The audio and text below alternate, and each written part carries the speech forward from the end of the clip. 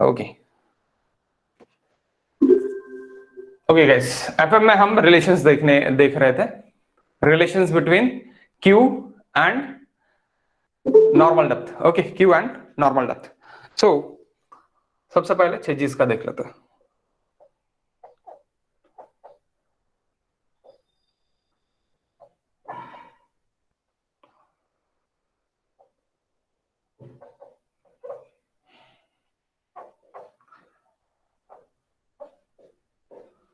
Q and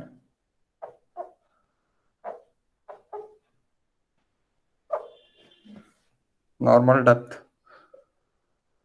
और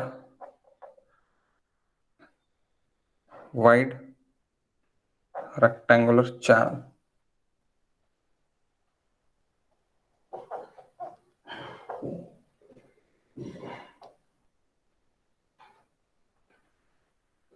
Wide rectangular channel. Okay, so Q it is equals to area into velocity. Area is equals to B into Y.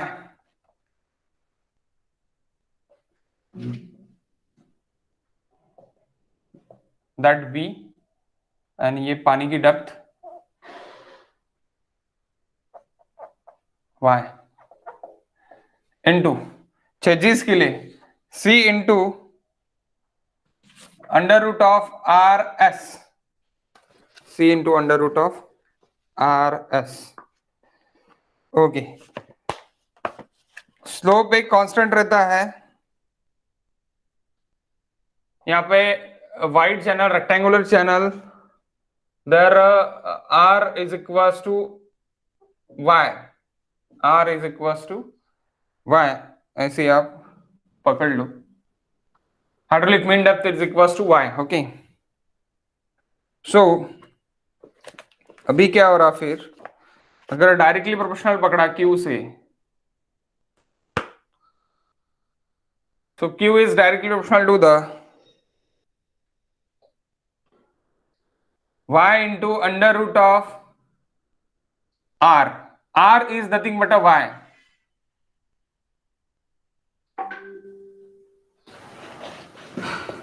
R is nothing but Y. तो under root का into अगर कर दूं तो क्या होगा guys?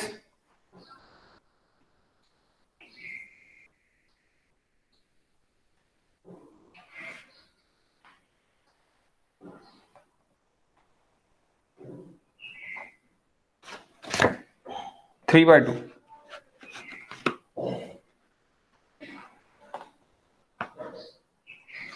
Three by two ही होता ना? Yes. So Q2 by Q1 it is equals to Y2 by Y1. 3 by 2, sorry.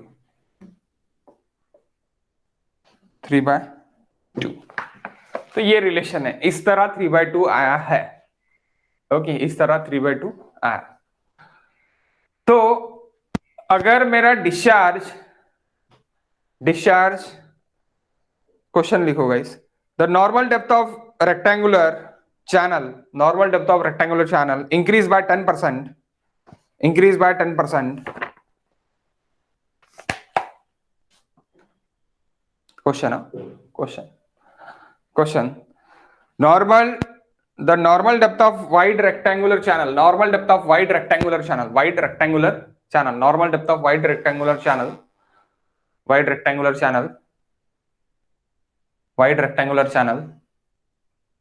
normal depth of wide rectangular channel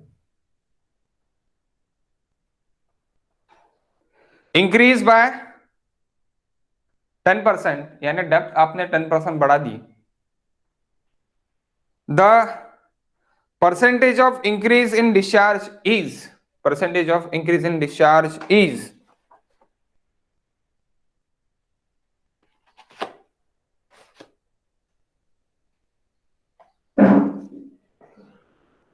कितने कितने परसेंट बढ़ेगा?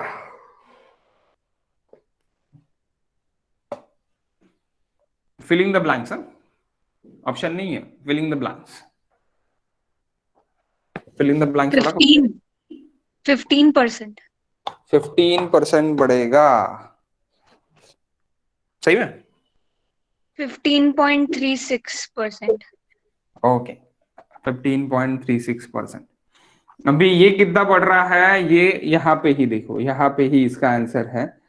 ये 110 है, 10% बढ़ रहा है, यानी कितना बढ़ रहा है? 110 divide by 10। Okay, sorry sorry तो सॉरी, डेप्थ ये बढ़ रहा निकाल, है।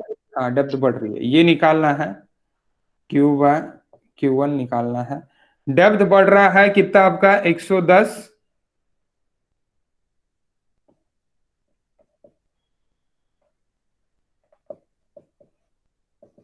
आपको पता चल जाता, 15.67,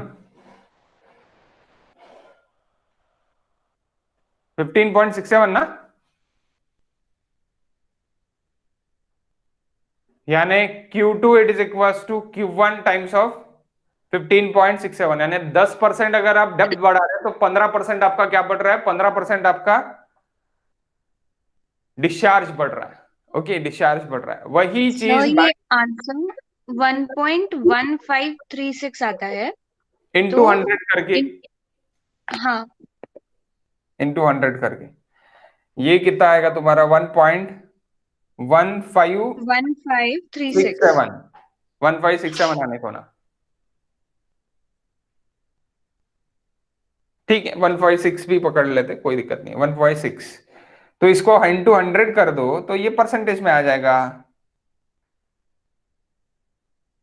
11% आ रहा सिर्फ। फिर 11 बोल रहे हैं या 15 बोल रहे हैं? 1.5। सर हम जब Q2 is equal to 1.15 Q1 लिखेंगे तो इंक्रीज 15.36% आएगा। हाँ हाँ हाँ मतलब हाँ, सही है, बराबर है, बराबर है। ये इस तरह हो जाएगा फिर, Q2 it is equal to 1.156 of Q1, so 1 minus, अगर मैं कर दूं यानी कितना बड़ा बा, तो 100% में से कितना बड़ा, तो ये परसेंट है, 100% में से माइनस कर देना पड़ेगा, तो आपका 15% इंक्रीज हुआ, 15.6% इंक्रीज हुआ है। अभी ये कितना परसेंट है? 115.6, 115.6% है, माइनस 100% कर दो तो 15.6% इंक्रीज हुआ। ओके, ठीक है। नेक्स्ट नेक्स्ट उसी का ही सेम, मैनिंग्स, मैनिंग्स। ओके,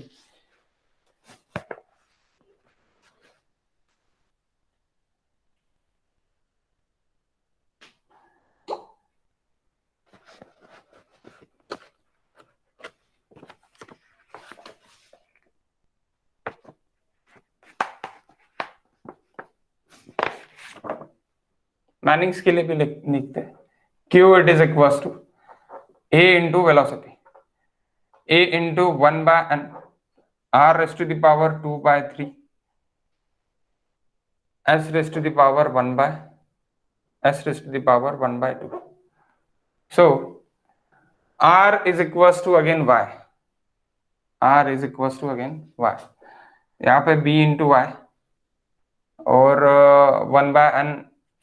अब आप ये बोल सकते हैं area is equal to, area is equal to B into Y, r is equals to y, okay, b into y 1/n y raised to the power 2/3 s raised to the power 1/2.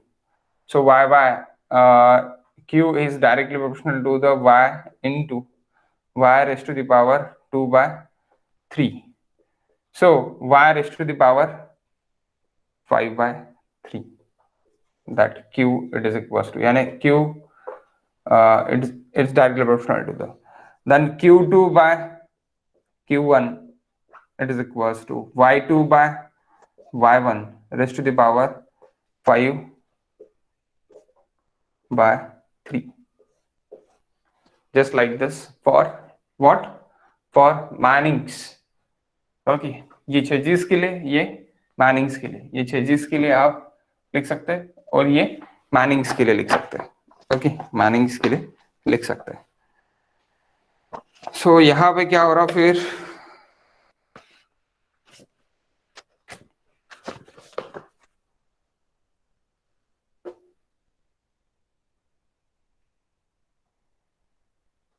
Same question अगर यहाँ पे apply किया तो क्या होगा. Again same question, y2 is increased by 10%, then q2 increase in percentage. 17.21.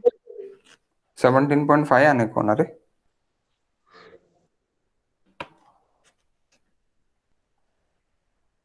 1 आ रहा, 5 आ रहा. 216 आ रहा है. 17.216. Okay, no issues. 17.216 आ रहा है, ठीक है. यहाँ पे Q2 by Q1 again it is nothing but 1.1 divided by 1, that is y divided by y2 by y1 raised to the power 5/3. तो इसका आंसर कितना आ रहा y2 by y1 का? 1.17216. y1 ही रहेगा, y1 कैंसिल. हाँ, 1.17216. 1.17216. ओके, 17.21%. सो बढ़ रहा कितना, 17.21% बढ़ रहा Q2 in terms of Q1. Okay, अब मैनिंग्स के फॉर्मूले से अगर देखा जाए तो 17% बढ़ रहा है, और अगर चेजिस के फॉर्मूले से देखा जाए तो 15% बढ़ रहा है. अब मैनिंग्स, कल अपन ने देखा कि मैनिंग्स रफनेस को लेता है, सॉरी मैनिंग्स रफनेस कोएफिशिएंट के थ्रू जाता है, और चेजिस स्मूथनेस कोएफिशिएंट के थ्रू जाता है. C, it is nothing but a smoothness coefficient and represent roughness and represent roughness. Okay, so reason लिखो. Manning's formula is empirical formula, it is result more satisfactory. ये अपन ने कल ही लिखा है कि इसका रीजन क्यों है. इसका रीजन क्या है कि इसके ज्यादा मिलता है, यानी इसकी वैल्यू ज्यादा मिलती है, और ये अप्रोप्रिएट जो भी वैल्यू है उस पर आता है. यानी अप्रोप्रिएटली अगर आपने 10% डेप्थ बढ़ा है तो डिस्चार्ज आपका इतना अप्रोप्रिएटली बढ़ेगा ही मैनिंग्स फॉर्मूले के हिसाब से. मैनिंग्स फॉर्मूला अच्छा है. ओके, सो रीजन गाइस कि मैनिंग्स फॉर्मूले से ज्यादा क्यों बढ़ रहा. Manning's formula is empirical formula, it's result are more satisfactory with experiment investigation. experiment investigation experiment investigation.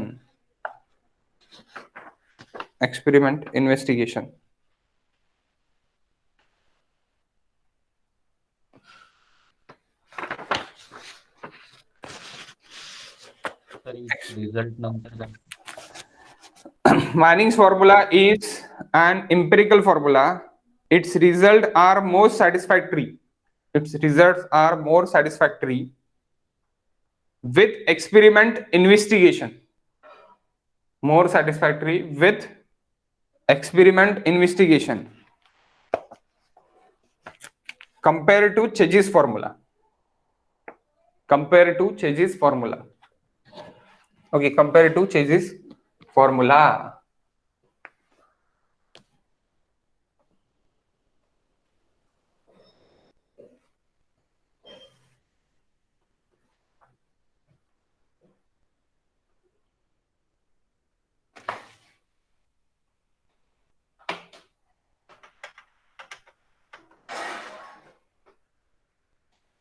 Okay, compared to Chegis formula, guys.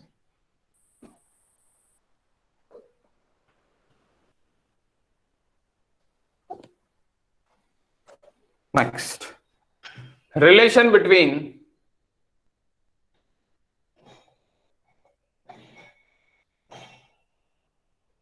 C, N, F, and F dash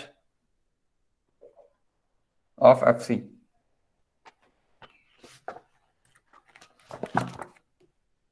दोनों same ही है. F dash is equals to FC is equals to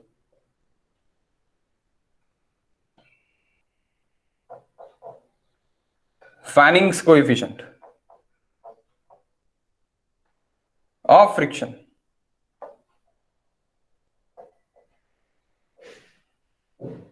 आप बोलेंगे sir अभी Manning's के बाद फैनिंग्स भी ला लिया. Yes guys, ये भी आ गया. That's nothing but F it is equals to Darcy's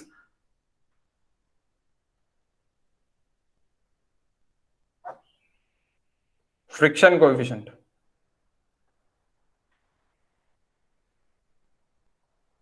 friction factor. It is equals to 4 times of F dash. F it is equals to Darcy's friction coefficient. It is equals to 4 times of F dash. 4 times of F dash. Okay. So V is equals to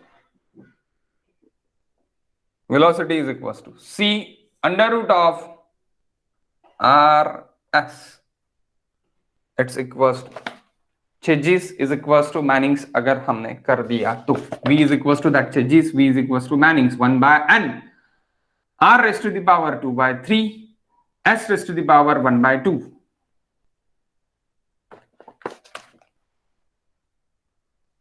Cancel. Okay, cancel. अभी बचा क्या? C is equals to अगर मैं लेके आया C is equals to मैं अगर लेके आया n के टर्म्स में मैं लेके गया R raised to the power 1 by n R raised to the power 2 by 3 under root of R. Okay, ये मैं लेके गया अभी. तो क्या बचेगा? C इन टर्म्स ऑफ क्या रहेगा?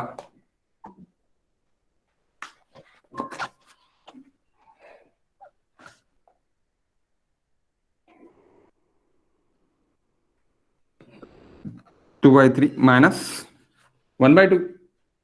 ये 1 बाई 2 होगा ना, ऊपर चले जाएगा तो माइनस हो जाएगा. यानी कितना होगा guys? 1 by 6. Yes, 1 by 6. 1 by n R raised to the power 1 by 6 C. That is the formula. Roughness coefficient is inversely proportional to the smoothness coefficient. But इसमें R भी है, R raised to the power 1 by 6. R is nothing but hydraulic mean depth. Okay, hydraulic mean depth. What is HF now? HF.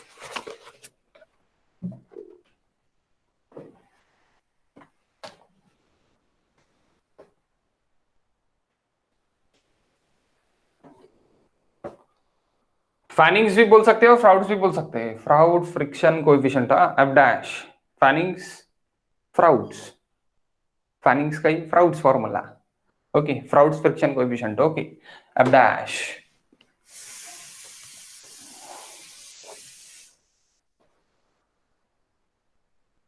अब ये 1 by 6 है.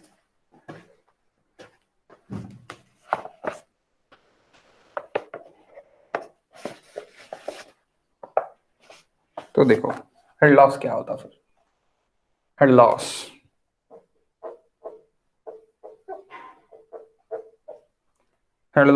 it is equals to HF. It is equals to FL V square. Darcy's 2GD. बहुत बार सुना है अपन ने ये. Head loss is equals to FL V square upon 2GD. अब which F है? F is Darcy's F. Darcy's formula. Darcy's head loss formula. Okay.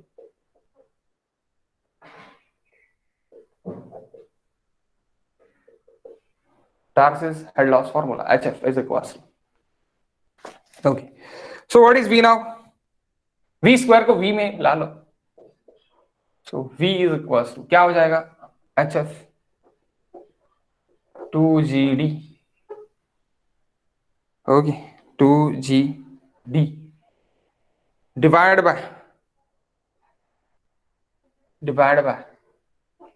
FL, सब under root में, सब अंडर रूट में, that is nothing but a V, that is nothing but a V.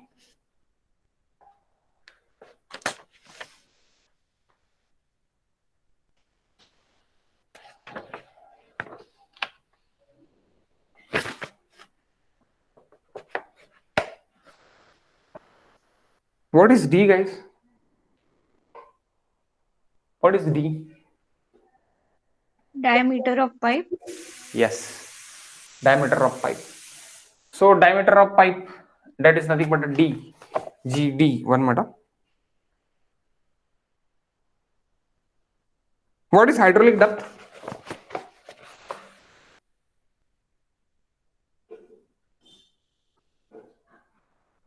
Half full or full? What is hydraulic depth?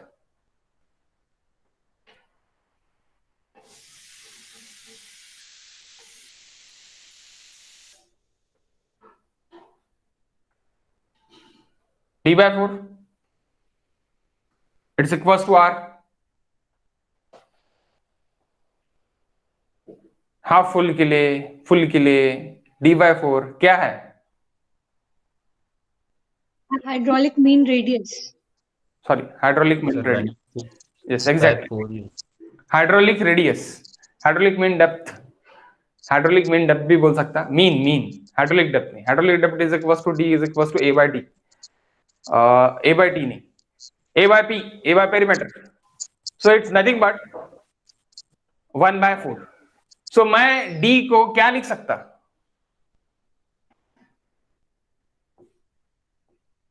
We can say this. So we take small d. Why small d? क्योंकि बड़ा d hydraulic depth की इसमें problem नहीं जाने को ना, इसलिए. So d by 4 it is equals to r. So d is equals to 4r. D is equals to 4r. So we can say this. HF 2g into 4r divided by FL. लिख लिया भाई. अब क्या क्या हो गया? 2 into 4 that is 8. 2 into 4 that is 8. HF क्या होगा? अब अगर देखते हैं तो HF क्या होगा? HF मैंने देखो अभी यहाँ पे क्या आ रहा आपका, यहाँ पे आ रहा आपका V is equals to under root of 8G by FL into HFR.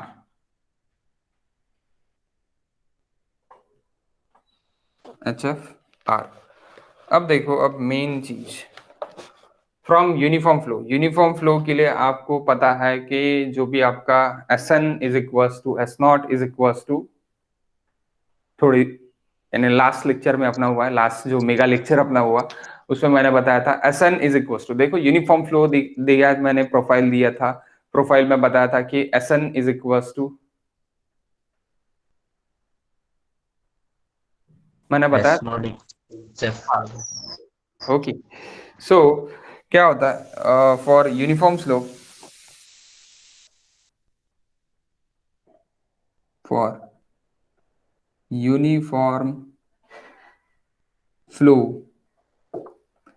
S0 is equals to SW, it is equals to SF. S0 for bed, SW for water. Okay, which line? Water flow line का slope. Okay, and HF total energy line का slope. Hydraulic gradient का slope. Hydraulic gradient वाला slope, total energy line वाला slope, तीनों एक ही है, तीनों एक ही है। तो अभी क्या हो रहा फिर,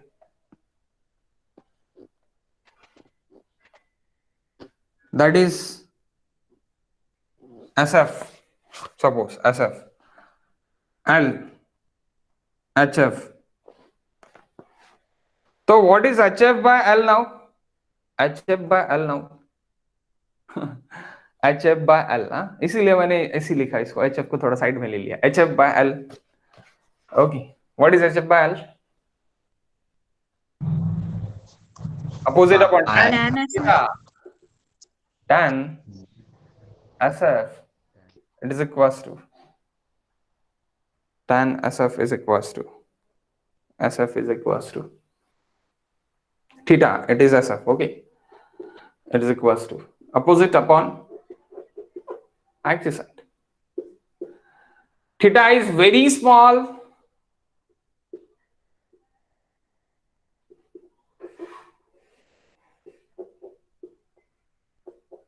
so tan SF is equals to SF, tan SF is equals to SF is equals to S naught is equals to SN भी लिख सकता है, लेकिन मुझे S नॉट केस में चाहिए, S नॉट केस में चाहिए, ओके, सो S नॉट। तो मैं अभी ये टर्म को क्या लिख सकता, SF लिख सकता या नहीं? देखो क्या हो गया, R इज इक्वल टू, थोड़ा अलग लिख लेते हैं,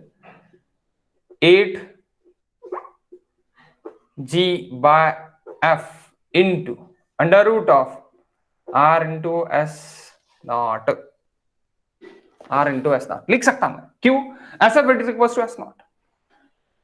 ये क्या हो रहा मेरा, HF by L, HF by L it is equals to SF, SF is nothing but a S naught, is nothing but a SW also, SW also.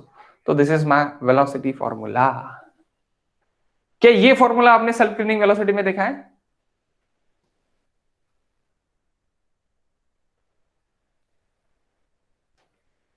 देखो एनवायरमेंट देखो, sir. R to the power half and S to the power half. हाँ, same formula, so it's derived from this, okay. Next again, अब अगर मैंने यहाँ पे क्या बोल दिया कि मैंने C is equal to V, तो आ गया, अभी V तो आ गया भाई, यानी V तो ये अपना हो गया। अगर मैंने बोल दिया इन टर्म्स ऑफ R पे मैंने निकाल दिया, यानी देखो क्या हो गया, C is equal to 1/n R raised to the power 1/6, okay, R raised to the power 1/6, 1 minute.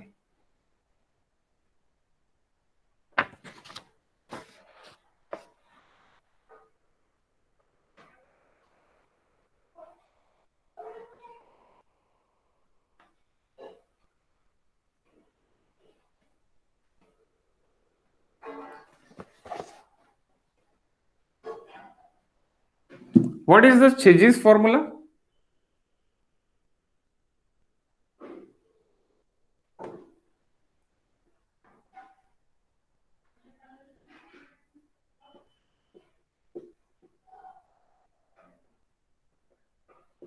Chezy's formula is equals to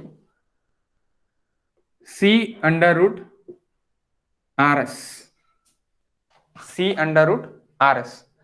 What is your C now? Under root of 8G divided by F into R into S naught, into R into S naught. That's why we can say, ये तो मैंने यहां से लिख लिया, okay, ये तो मैंने यहां से लिख लिया, जो मैंने निकाला था अभी थोड़ी देर पहले डेरिवेशन, ये डेरिवेशन मैंने निकाला था वो मैंने डायरेक्टली लिख लिया, लेकिन C इज इक्वल टू क्या हो रहा है, that is nothing but a C, that is nothing but C, guys, okay. So velocity it is equals to C into RS, C into RS. तो मैं c इज इक्वल टू अभी क्या लिख सकता, c इज इक्वल टू मैं लिख सकता, c is equal to मैं under root of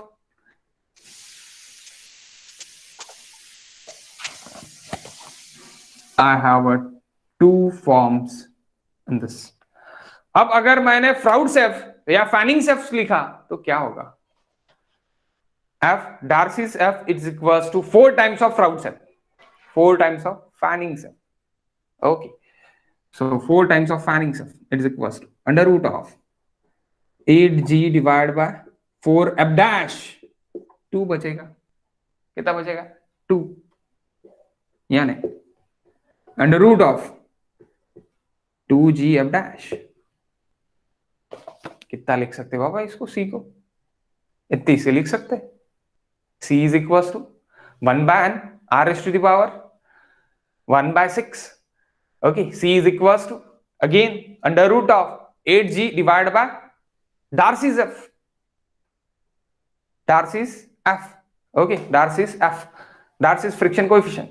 Okay, it is equals to, अगर इसको फैनिंग सेक्स में लिखना है तो under root of 2g f dash. Got it? समझा क्या पूरा, ये चीज है। हाँ सर।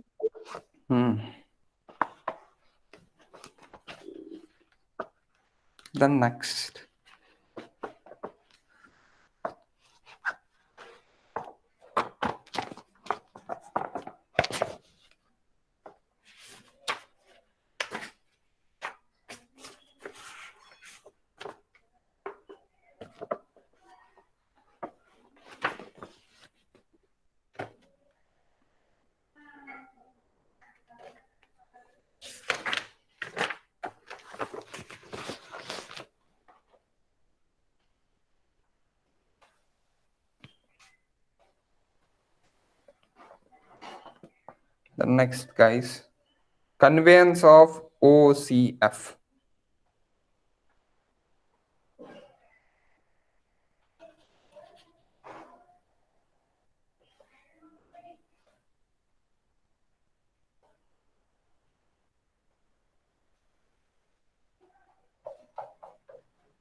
Viscosity इतना चिपक जाता,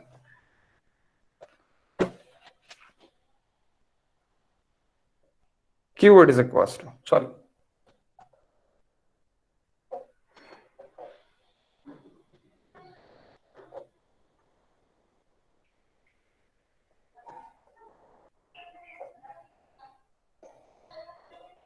conveyance of OCF,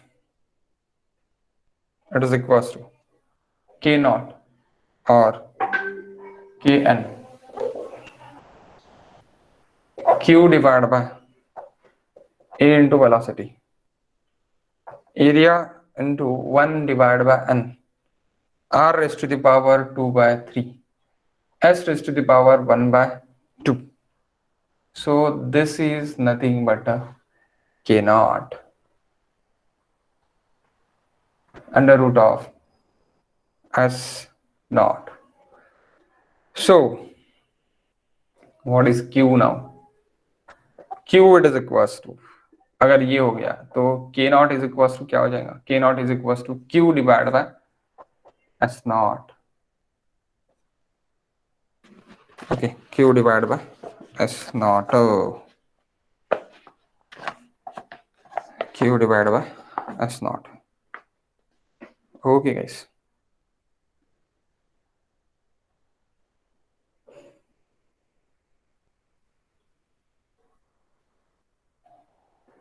और आप K इज इक्वल टू ये भी K naught is equal to ये भी बोल सकते हैं, A 1 by n r raised to the power 2 by 3. Okay, this is also conveyance is the discharge of uniform flow. Conveyance is the discharge of discharge of uniform flow for a given longitudinal slope for a given longitudinal slope okay, given longitudinal slope.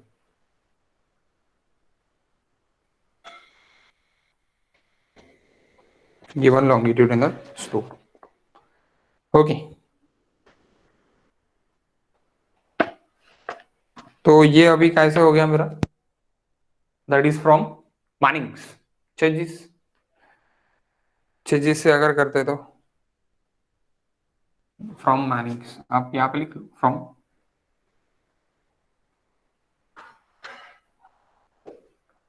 मानिंग्स. Next, conveys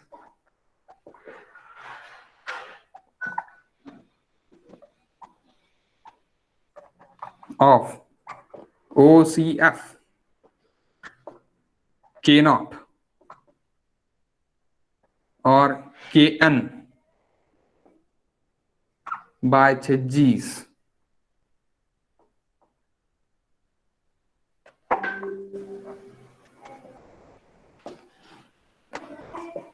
Q is equals to A into V A into C under root R under root S naught. Okay, so AC under root R, this is nothing but K naught. Okay, so क्या हो जाएगा आपका K naught is equals to, again यहाँ पे अगर देखते तो मैं K naught is equals to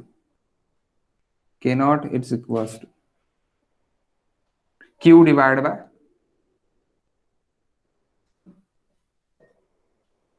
S naught. Q divide by S naught. आप बोलेंगे sir K naught is equal to, दोनों दिया तो सेम ही है. यस गाइस, दोनों जगह सेम है, लेकिन K naught is equals to A into C into R.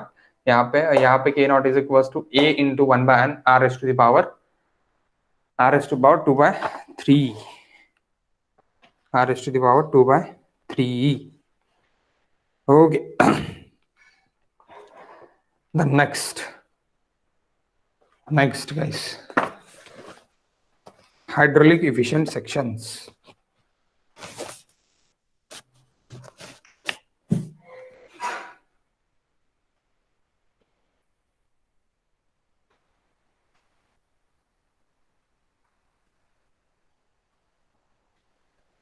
एक फॉर्म देख रहे हैं अपन, धीरे धीरे जा रहे हैं. ये बेसिक्स है और ये इंपॉर्टेंट है. छोटे बेसिक्स है. ऐसी मत पकड़ो कि ये क्यों सीख रहे हैं, क्यों ये जरूरी है. ये सब जरूरी है. जब हम कोई भी डेरिवेशंस करेंगे तो अपने को पता रहने को ना, कहीं से भी कोई रिलेशंस निकलेगा तो ये रिलेशन सभी अपने को पता रहने को ना. So that is important for FM2. इसीलिए वास्ट है, इसीलिए लड़के इसको छोड़ देते हैं. क्यों? अरे इतना सारा पढ़ना पड़ता, लेकिन इजी है. क्योंकि अगर आपने ये पूरा का पूरा अभी देख लिया तो आपको FM1 कुछ भी नहीं लगेगा. दैट इज चिल्लर. अगर ये अच्छे से कर लिया तो Y, that is open channel flow. और यहाँ पे अगर हमने जैसे कि बियॉन्सी देखेंगे हम बाद में, हम ये देखेंगे, काइनेमेटिक्स देखेंगे, तो it is so easy.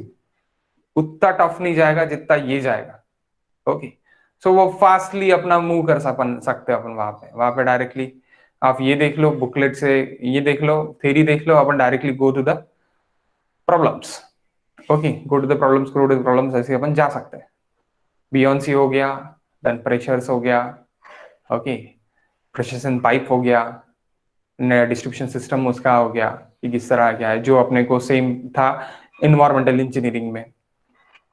No change, दोनों सेम ही है. सो बहुत इजी जाएगा, कुछ टफ नहीं है. ओके, टफ कुछ भी नहीं है, बस लेंदी है. It is lengthy. तो इसी का अभी से ही आप फॉर्मूला बुक बनाना स्टार्ट कर दो. अगर फॉर्मूला बुक बनाने में आप लेट हो गए, नियर अबाउटली अभी आपके 10 से 12 पेज तो हो गए होंगे, और 10 से 12 पेज में कम से कम 20 से 30 फॉर्मुलेशन भी हो गए होंगे. हो गए क्या? होने के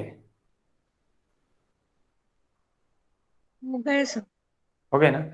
और कम से कम 20 से 30 फॉर्मुलेशन भी हो गए होंगे. तो 20 से 30 फॉर्मुलेशन आपको इससे याद रखने से बेटर है कि डायरेक्टली आप क्या करो कि आप फॉर्मूला बुक में डायरेक्टली लिख लो। ये जो c इज इक्वल टू मैंने 3 अभी लिख के दिए, इसका डेरिवेशन याद रखने की जरूरत है क्या? नो। डेरिवेशन जब चाहिए आपको तब आप निकाल सकते हैं ना, इट्स नो इश्यू। लेकिन आप हर बार डिराइव करते रहोगे वहां पे एफएम में, स्पेशली एफएम में, तो it is very tough, it is very tough, क्योंकि वो दिमाग भी चलने को ना कि इसका ये है क्या, इसका है ये है क्या, मैनिंग्स कॉन्स्टेंट्स, सॉरी फ्राउड्स, यानी फैनिंग्स इज इक्वल्स टू डार्सीज, ये अपने को याद रहने को ना, इसका कोई ये नहीं दे देखे आपको, क्या नहीं देखे है, कुछ ये नहीं देखे, यानी उसका भी फॉर्मुलेशन कुछ देखे नहीं है, that is experimental again. Okay, तो 4f डैश आपका f it is equal to 4 है, Darcy's f is equal to 4 times of f dash, ये तो आपको याद ही करना पड़ेगा। तो ये आपको याद करने पड़ेंगे। सेल्फ क्लीनिंग वेलोसिटी का जो फॉर्मूला अभी बना था वो भी आपको याद करना पड़ेगा।